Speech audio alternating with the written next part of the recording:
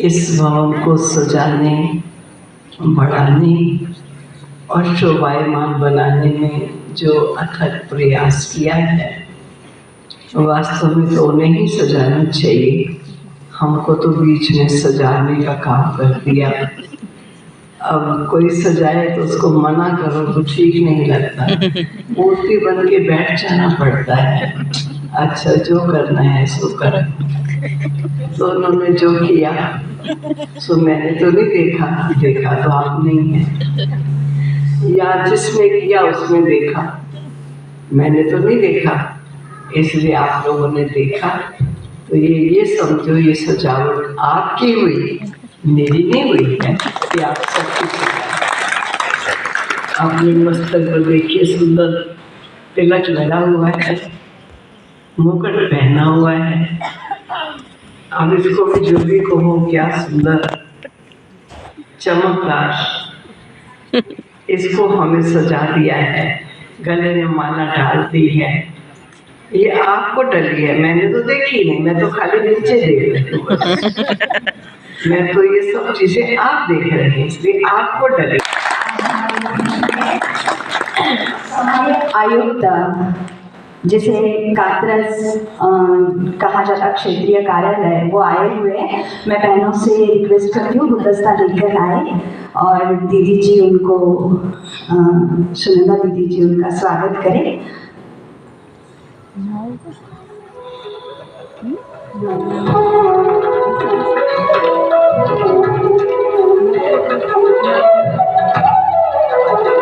Armani sir इनका नाम है, सहायक आयुक्त कात्रज क्षेत्रीय कार्यालय।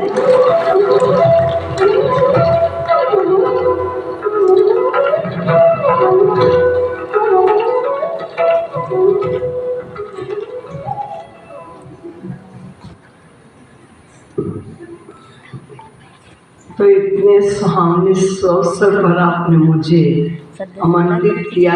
मेरा भी परम सौभाग्य है कि जगदम्बा की बहुत महिमा मैं सुनती थी। दादी जानकी जी भी समय प्रति समय जगदम्बा भवन का जिक्र करती थी। मुझे स्वयं आकर देखने का सौभाग्य ये प्रथम बार ही मिला और बहुत सुंदर सौभाग्य मुझे ये मिला। इस सब जोन की जितनी भी बहनें, उन सब बहनों का संगठन और उनसे कुछ वार्तालाप करने का बहुत अच्छा मौका मिला।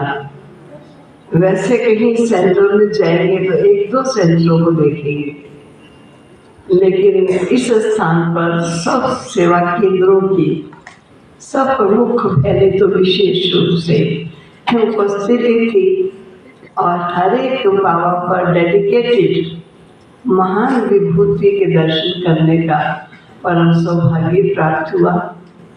और सेवाधारी बाबा के बच्चे दिन रात सेवा पर लगे हुए हैं और जो भी कार्यक्रम होता है हर कार्यक्रम को सुलभ और सुशोभित बनाने के लिए बहनें हर प्रकार का प्रयत्न करती हैं। मैं समझती हूँ इसके 7 वर्ष होने पर एक बात मैं कह दूँ जो चाहे मेरे जीवन से संबंधित है, ये आप सबके लिए भी बहुत उपयोगी। मुझे एक बार बाबा ने पूछा कि बच्ची तुम्हारा नाम क्या है,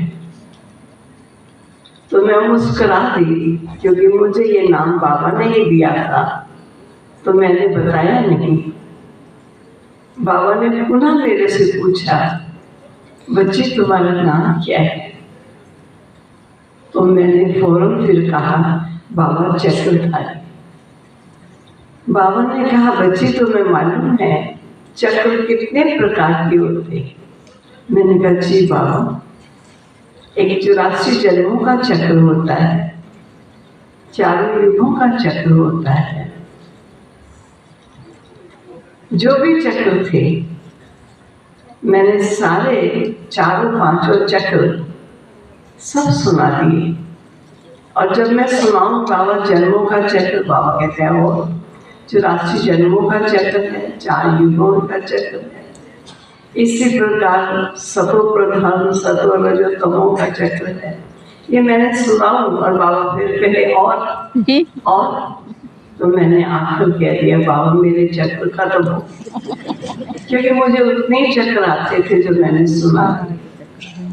तब बाबा ने कहा बच्ची एक चक्र ऐसा है, अगर तुम उस चक्र को जान जाओ तो तुम चक्रवर्ती राजा बन सकती।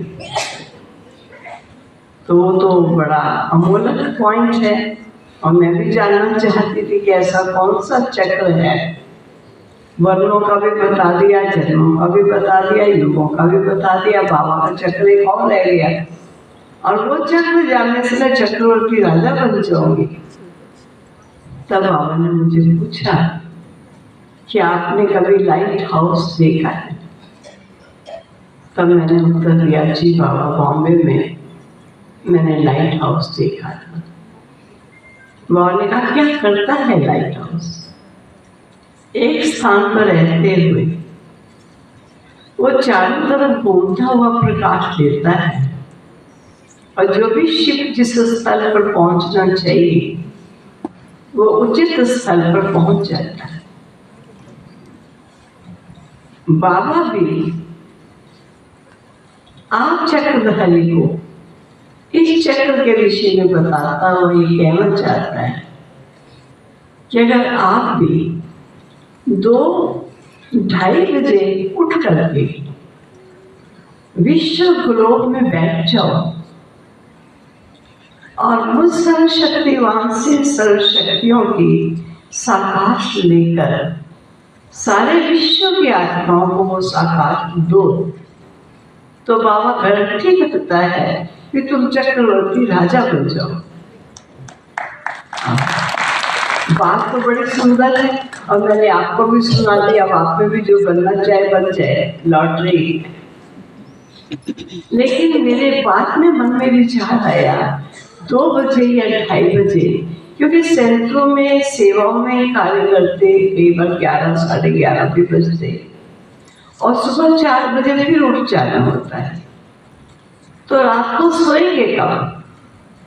तो मैंने देखा सोने का तो कोई टाइम ही नहीं मिलेगा, बस रात को 11, 11:30 सोए, 2 बजे 2:30 बजे उठ गए और फिर चक्र चलाया, सारे विश्व के आत्माओं को योग का साकार दिया, तो सोएंगे कब? तो मैं बहुत कम समय 2-2:30 बजे उठ पाती थी, लेकिन मैं रोज नहीं उठ पाती। यही संकल्प कि कैसे उठूं, उठूंगी तो सारा दिन फिर सुस्ताई में जाएगा। लेकिन बाबा ने कहा है मुझे इस बात का पालन जरूर करना है। कैसे पालन करूं? कर नहीं पाती। काफी साल समझो बीत गए, मैं कभी कभी कोशिश करती, नहीं तो नहीं होती। एक बार मैं मधुबन में बाबा के कमरे में खड़ी और बाबा के कमरे में खड़े खड़े ही फिर मेरे मन में यही संकल्प चला कि बाबा ने कहा है 2-2:30 बजे उठ करके विश्व के ग्लोब को साकार करो। वो शक्तियां मेरे से लेकर सर्व विश्व के आत्माओं को दो।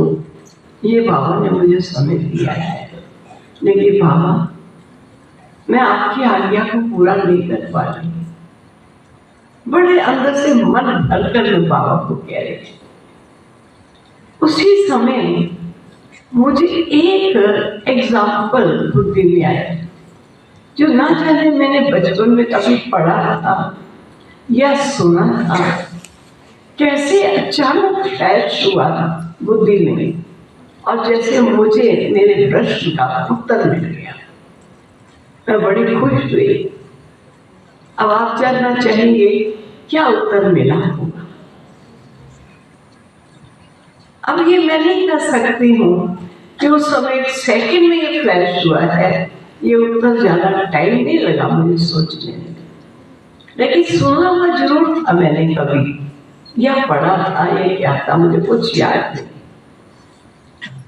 बात ये थी, कहते हैं कि जवाहरलाल नेहरू जो प्राइम मिनिस्टर भारत के रह चुके हैं, उनके पिता मोतीलाल नेहरू बहुत बड़े वकील थे और उनके पास जो केस आता था वो वही केस लेते थे जिसको वो जिता सकते, दूसरा केस वो लेते ही नहीं थे। तो किसी एक व्यक्ति को फांसी की सजा मिली थी लोअर कोर्ट से। तो नेचुरली घर वाले दुखी और परेशान थे, कुछ भी हमारा लग जाए लेकिन हमारा आदमी बच जाना चाहिए। इसके लिए किसी ने कहा कि अगर आपको अच्छा वकील करना है तो आप मोतीलाल नेहरू से बात करो, हो सकता है आपके इस केस को वो जिता दे। तो उस समय उन्हें कुछ भी करने को तैयार है। मोतीलाल नेहरू को सारा केस बताया गया और लोअर कोर्ट में उनको फांसी की सजा अनाउंस हो चुकी है। लेकिन सारा सुनने के बाद मोतीलाल नेहरू ने कहा ये केस मैं लूंगा और मैं जिताऊंगा। घर वाले बड़े खुश हुए, जितना भी देना पड़े कोई बात नहीं, लेकिन केस जीत जाना चाहिए। कहते हैं लोअर कोर्ट से हाई कोर्ट में भी केस गया, लेकिन वहां भी फांसी की सजा। सुप्रीम कोर्ट का केस गया, वहां भी फांसी की सजा। घर वालों ने कहा ये वकील हमको ठगता है, कहता था मैं छुड़ा दूंगा, कहाँ छुड़ाया। सुप्रीम कोर्ट से भी फांसी की सजा ना, वो फिर भी कहता मैं छुड़ा दूंगा। आखिर फांसी का दिन निश्चित हो गया, इस दिन इतने बजे फांसी हो। तब भी कहते मैं छुड़ा दूंगा। सबने कहा धोखेबाज है, हमसे पैसा छीनता है और हमारा आदमी अब तो फांसी पर चढ़ने के लिए जा रहा है। और जिस दिन वो फांसी पर चढ़ने के लिए गया तो मोतीलाल नेहरू ने स्टे ऑर्डर ले लिया। स्टे ऑर्डर का मतलब जो ही उसको हैंग किया, रुका दिया, क्योंकि कोर्ट के ऑर्डर में लिखा था हैंग हिम, इसको लटका दिया जाए। तो लटकाया, उसने छुड़ा दिया, क्योंकि लटका दिया जाए, मर जाए तब तक लटकाया रखो, ये तो नहीं कहा। लटका तो ही तो कहा था। तो उस समय उसको बरी कर दिया गया।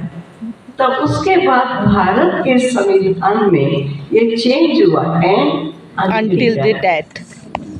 ये पीछे उसमें परिवर्तन आया। पहले केवल शब्द था हैंग, तो हैंग तो कर दिया आपने, मरा नहीं तो पूरा, नहीं तो जब तक ना मरे तब तक वो रस्सा जो बांधते थे उतारते नहीं। तो मुझे मन में आया कि मोतीलाल नेहरू एक केस जीत गया, मैं कैसे जीतूं? तो मुझे आया, बाबा ने मुझे यही तो कहा है ना, 2 बजे या 2:30 बजे उठो। ये तो नहीं कहा उठ के बैठी रहो, इतना ही तो कहा है ना उठो। तो मैंने 2 घड़ियां ले ली, एक 2 बजे का अलार्म, एक 4 बजे। दो का अलार्म बजता, मैं विश्व के ग्लोब पर लाइट माइट ली और एकदम सो गई, कहीं नींद खुल न जाए।